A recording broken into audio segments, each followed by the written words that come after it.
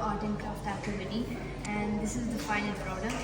And these things that we have made are actually postcards that are going to be going to the people in Pakistan who have already suffered from the flood.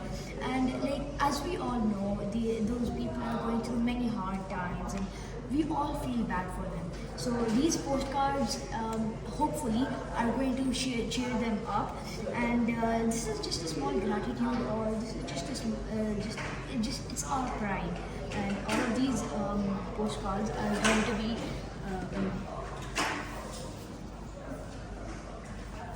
they're going to be wrapped into gifts like these ones.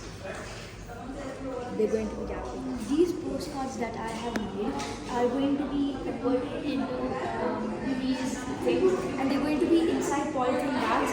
And there are also going to be gifts and small toys, hand colors and pencils to hopefully cheer them up and bring a smile on their face.